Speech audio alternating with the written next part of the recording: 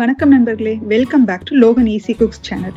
நமக்கு சோறு தான் உலகம், no matter where you are. நீங்க இன்னைக்கு இந்த வீடியோல என்ன பார்க்க போறீங்க அப்படின்னா, குழந்தைங்கள்ல இருந்து பெரியவங்க வரைக்கும் எல்லாரும் ரொம்ப விரும்பி சாப்பிட்ற மிட்டாய், அவங்க மாங்காயில எப்படி மிட்டாய் செஞ்சு வச்சுக்கலாம்னு தான் பார்க்க போறோம்.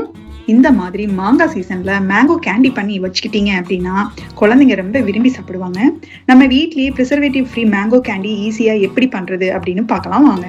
இந்த மேங்கோ கேண்டி செய்யறதுக்கு 3 கிளிமூக்கு மாங்காய் பச்சை காயா எடுத்து நல்லா கழுவி சுத்தம் பண்ணிட்டு தோலை பீல் பண்ணி சின்ன சின்ன பீஸா கட் பண்ணி எடுத்துக்கலாம். இந்த மாதிரி சின்ன சின்ன பீஸா கட் பண்ணி எடுத்ததை ஒரு பாத்திரத்துல 1/4 டம்ளர் அளவுக்கு தண்ணி ஊற்றி மூடி போட்டு ஒரு 5 நிமிஷம் வெந்தா போதும். இந்த மாதிரி நல்லா வெந்திருக்கும். இந்த அளவுக்கு சாஃப்டா வெந்ததுக்கு அப்புறம் நல்லா ஆற விட்டுடுவோம். ஆற விட்டதை ஒரு மிக்சி ஜார்ல அரைச்சி எடுத்துக்கலாம். இந்த மாதிரி நல்லா நைஸா அரைச்சி எடுத்து ஒரு அடிகனமான பாத்திரத்துல சேர்த்து சூடு பண்ணிக்கலாம். அடுப்பை மீடியம் ஃப்ளேம்ல வச்சுட்டு கிளறி விட்டுட்டே இருங்க. இப்ப கொஞ்சம் சூடானதுக்கு அப்புறம் 1 ஸ்பூன் அளவுக்கு வரமிளகாய் தூள் சேர்த்து நல்லா மிக்ஸ் பண்ணி விட்டுட்டே இருங்க. நல்லா மிக்ஸ் ஆகணும். நான் இதுல 1 கப் அளவுக்கு கருப்பட்டி எடுத்திருக்கேன். அதையும் மேங்கோல சேர்த்து நல்லா மிக்ஸ் பண்ணி விடுங்க.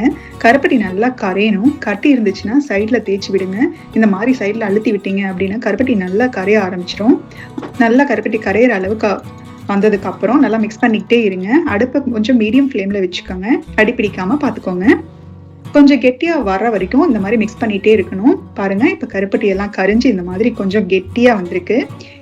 உங்ககிட்ட ஒரு வேளை கருப்பட்டி இல்லை அப்படின்னா நாட்டு சக்கரை இல்லை வெள்ளை சக்கரை கூட சேர்த்துக்கலாம். அது கம்ப்ளீட்டா உங்களோட ஆப்ஷன்ஸ் தான். இப்போ ஒரு பிளேட்ல நெய் தடவி விட்டு இந்த மாதிரி கெட்டி ஆனதுக்கு அப்புறம் அதுல நம்ம சேர்த்துக்கலாம். இப்போ எனக்கு இது 2 பிளேட்டுக்கு வந்திருக்கு. அதனால நான் 2 பிளேட்ல நெய் போட்டு வச்சிருக்கேன். இந்த கெட்டியானதை இப்போ நம்ம பிளேட்ல கொட்டி விட்டு ஒரு ஸ்பூன் வச்சு நல்லா தின் லேயரா வர மாதிரி அந்த அளவுக்கு நம்ம ஸ்ப்ரெட் பண்ணி விடுங்க. 3 மாங்காய்க்கு இப்ப 2 தட்டு எனக்கு இந்த மாதிரி வந்திருக்கு. இதை நல்லா வெயில்ல காய விடணும்.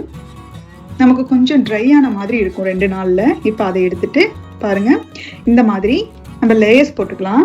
உங்களுக்கு பிடிச்ச ஷேப்ல கட் பண்ணி விட்டுக்கலாம்.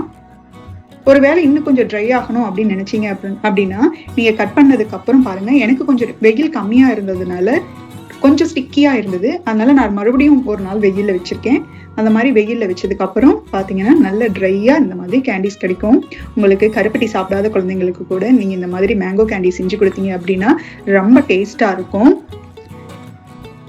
நீங்க இந்த மாதிரி பாட்டில்ல கூட ஸ்டோர் பண்ணி வச்சுட்டு டெய்லி ஒன்னா எடுத்து கொடுத்துக்கலாம் குழந்தைங்களுக்கு.